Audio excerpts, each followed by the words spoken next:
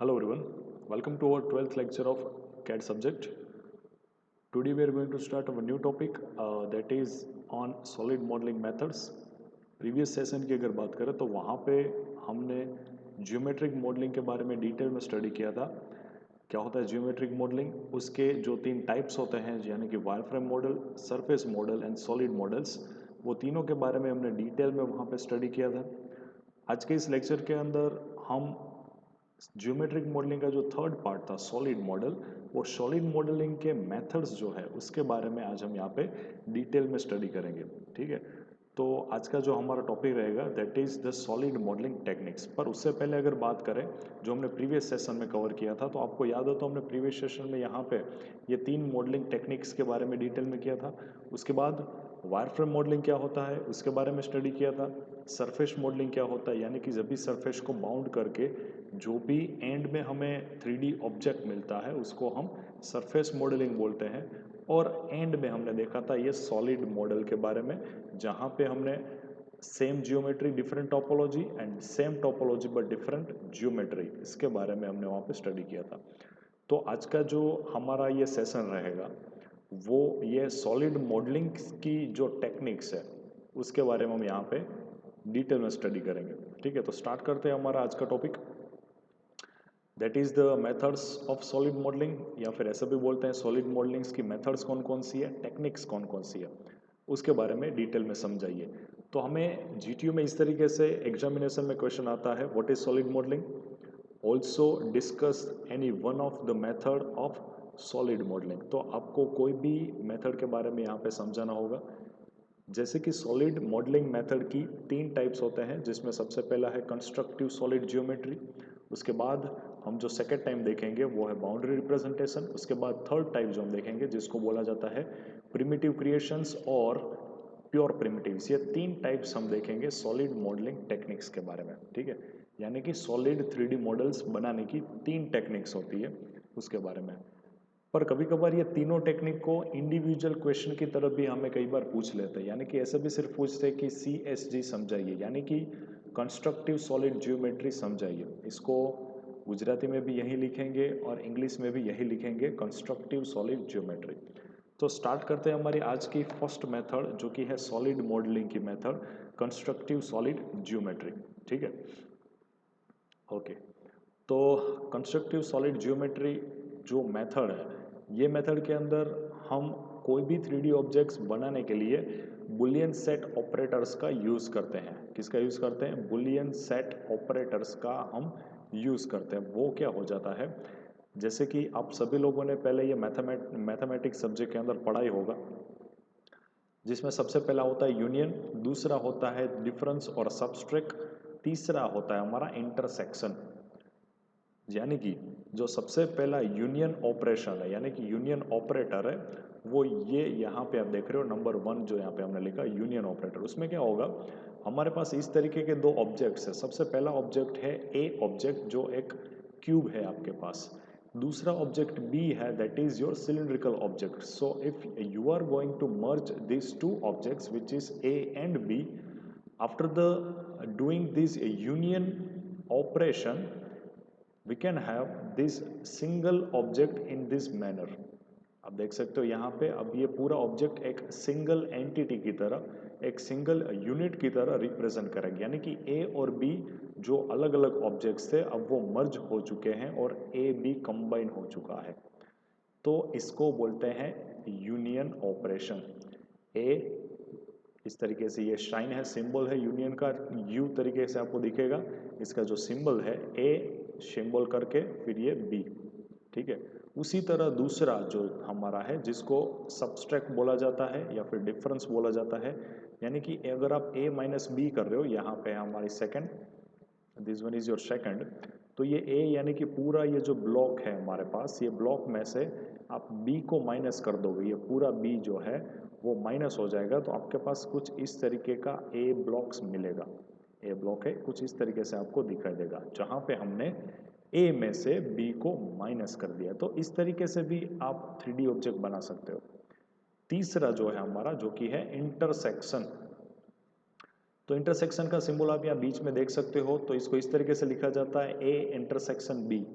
यानी कि जब आप ए और बी दोनों को इस तरीके से रख रहे हो और वो दोनों में ऐसी कौन सी चीज़ है वो कॉमन है, ठीक है। तो यहाँ पे हमने इस तरीके से रखा हुआ है, तो इतना जो पोर्शन आप देख रहे हो इतना पोर्शन वो ए में भी है क्योंकि ये क्यूब है, क्यूब सेक्शन के अंदर भी है, और बी का जो सिलिंड्रिकल पोर्शन है वो भी है। यानी कि दोनों में जो कॉमन पोर्शन होता है, ए और बी दोनों का कॉमन पोर्शन होता है, उसको हम बोलते हैं इंटरसेक्शन, ए इंटरसेक्शन बी।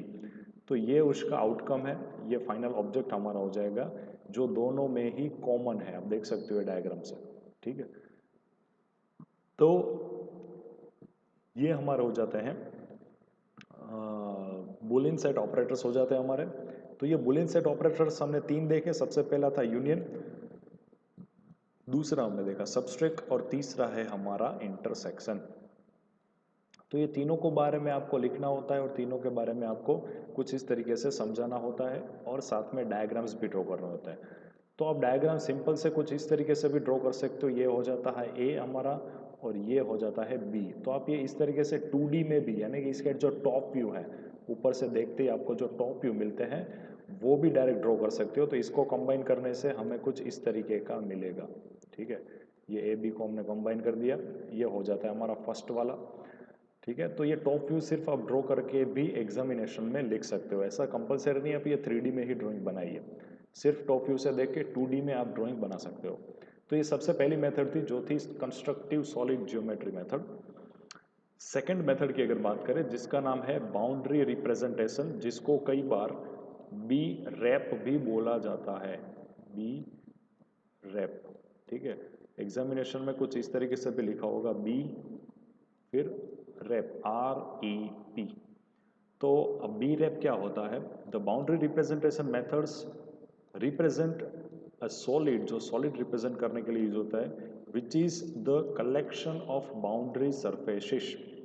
यानी कि ये बीच में जो आप ये सरफेस देख रहे हो, सॉलिड बीच में जो आप ये सॉलिड देख रहे हो, ये सॉलिड की ये सभी की सभी सरफेसेस को अगर आप एक साथ बाउंड करके 3D में जो ऑब्जेक्ट बनाते हो जिसको हम बाउंड्री रिप्रेजेंट बोलेंगे, और ये सभी सरफेस जो होती है वो सभी एजिस और वर्टाइसिस से बनी हुई होती है, ओजिस होगी और ये इसकी वर्टाइसिस होगी।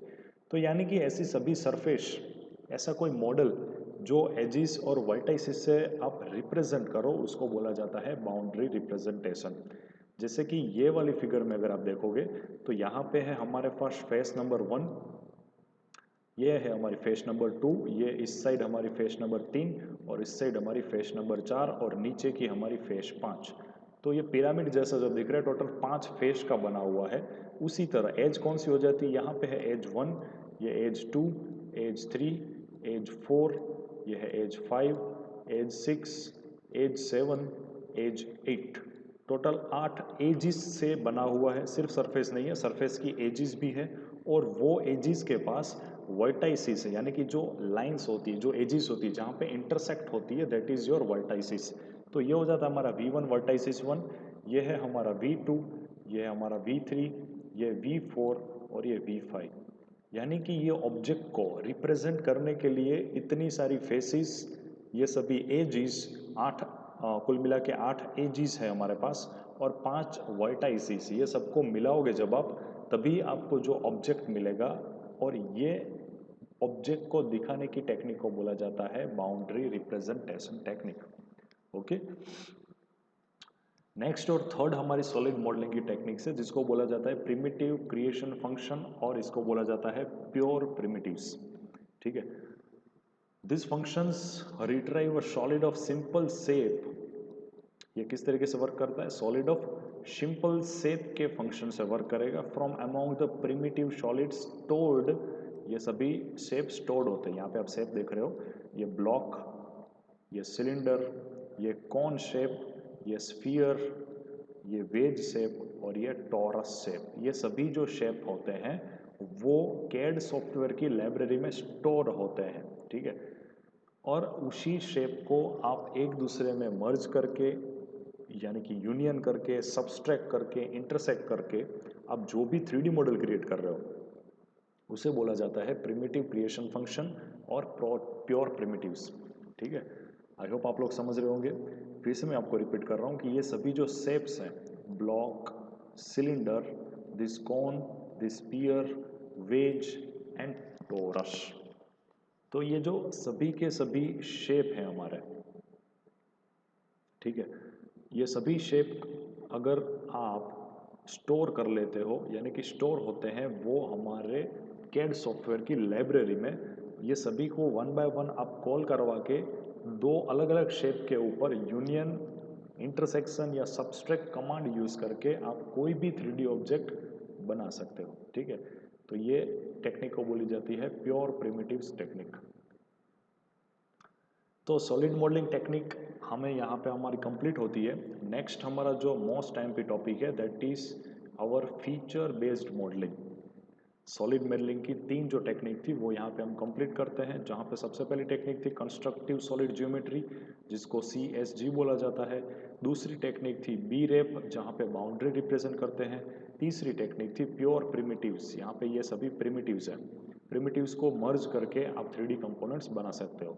तो ये तीनों में से एक तो हर बार एग्जामिनेशन में पूछते हैं, या फिर ये सॉलिड मॉडलिंग टेक्निक्स हमें पूछ लेते हैं।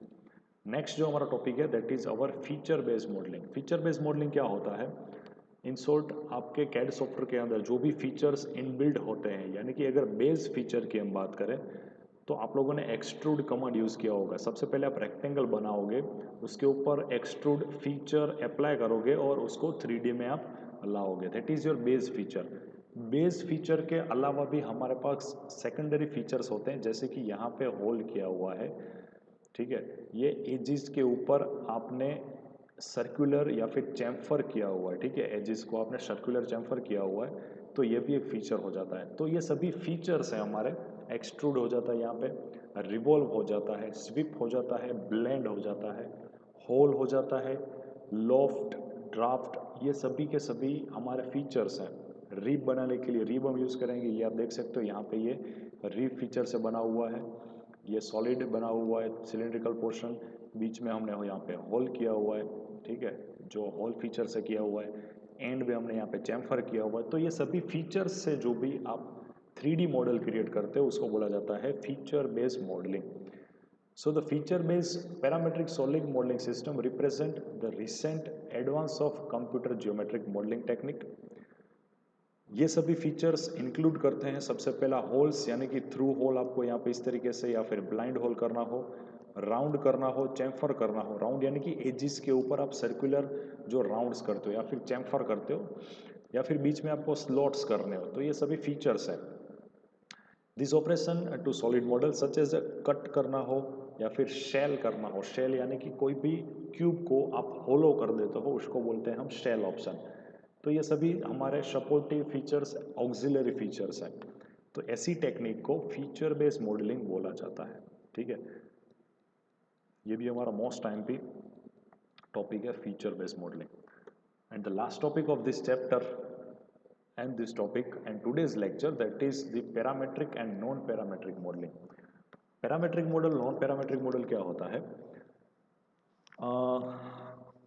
यानी कि अब तो ऑटोकैड में भी स्मार्ट फीचर्स आ गए हैं। पहले ऑटोकैड को नॉन पैरामेट्रिक सॉफ्टवेयर बोला जाता था, और पैरामेट्रिक सॉफ्टवेयर के अंदर Creo, Solid Work, Solid Edge, Inventor, CATIA, ये सभी के सभी हमारे पैरामेट्रिक सॉफ्टवेयर्स हुआ करते थे। पैरामीटर के अंदर क्या होता है एग्जैक्टली, आप कोई भी चीज़ के डायमेंशन एक बार चेंज करते हो तो वो सेम डायमेंशन उसकी असेंबली के साथ, उसके साथ जो भी पार्ट्स कनेक्ट होते हैं मेटिंग के साथ, वो सभी अपने डायमेंशन एक साथ चेंज कर सकते हैं। उसको बोला जाता है पैरामेट्रिक अप्रोच। यानी कि पेरेंट चाइल्ड रिलेशनशिप के अंदर कोई भी असेंबली के अंदर एक इंडिविजुअल पार्ट का अगर आप डायमेंशन चेंज करोगे तो पूरी असेंबली अपने आप खुद का लिए डायमेंशन चेंज कर देगी। That is our parametric modelling software. It uses a fix number of parameters to build an model. Fix number of parameters पहले से हमें यहाँ पे फिक्स करने होते हैं, जैसे कि diameter of bolt, length of bolt, और डायमीटर के ऊपर से आपने उसकी लेंथ डिफाइन करनी है, तो यहाँ पे आप डायरेक्ट डायमीटर का फॉर्मूला पे अप्लाई कर सकोगे। It uses the flexible number of parameters to build a model. Consider a strong assumption about the data। यहाँ पे fewer assumption होता है, assumption बहुत ही कम होता है। कंप्यूटेशनली आर फास्टर, यहाँ पे फास्टर कंप्यूटेशनल होगा क्योंकि एक डेटा चेंज करने से सभी डेटा चेंज हो जाएगा। यहाँ पे ऐसी कोई भी चीज़ नहीं होती है क्योंकि ये स्लोअर होता है। रिक्वायर लेसर डेटा, यहाँ पे बहुत ही कम डेटा होते हैं आपको दिखाने के लिए। जैसे कि मैं यहाँ पे एक बोल्ट बना दूँ, इस तरीके से आप लोगों ने बोल्ट देखा होगा। इसका डायमीटर हम बोल देते हैं, इसका डायमीटर है D1, ठीक है। तो अगर मान लीजिए हमें इसकी लेंथ बतानी है तो हम बता सकते हैं यहाँ पे 2 इंटू D1, तो ये हो जाता है हमारा पैरामीट्रिक मॉडलिंग। यानी कि अगर आप D1 के अंदर चेंज लाओगे, D1 आपने 5 से 10 कर दिया तो ऑटोमेटिक यहाँ पे लेंथ के अंदर भी D1 है, तो ये लेंथ भी इसकी चेंज हो जाएगी। तो ये हो जाता है हमारा पैरामीट्रिक कंसेप्ट। इसके एग्जांपल यहाँ पे दिया गया हुआ है, regression Navier base models, okay, KNN and decision tree models. तो ये हो जाता है हमारा यहाँ पे पैरामीट्रिक मॉडल, यानी कि एक डायमेंशन चेंज करने से सभी डायमेंशंस अगर आपके चेंज होते हैं, that is your parametric modelling. Non parametric modelling के अंदर आपको ये सभी डायमेंशन इंडिविजुअल्स दिखाने होंगे, यानी कि ये L1 हो जाता है, ये इसकी हाइट ये है L2 हो जाती है। ये है हमारा नॉन पैरामीट्रिक मॉडलिंग, आप दिखा सकते हो। और पैरामीट्रिक में ये L2 को आप दिखा सकते हो 0.5 इंटू D1, यानी कि ये जितना D1 होगा उससे हाफ होगा इसकी बोल्ट की हेड की हाइट, ठीक है। तो आज के लेक्चर के लिए सिर्फ इतना ही। आज के लेक्चर के अंदर हमने जो भी स्टडी किया है वो सभी चीज़ें आप डिटेल में लिखेंगे और हमें गूगल क्लासरूम थ्रू सबमिट करवाएंगे। Thank you.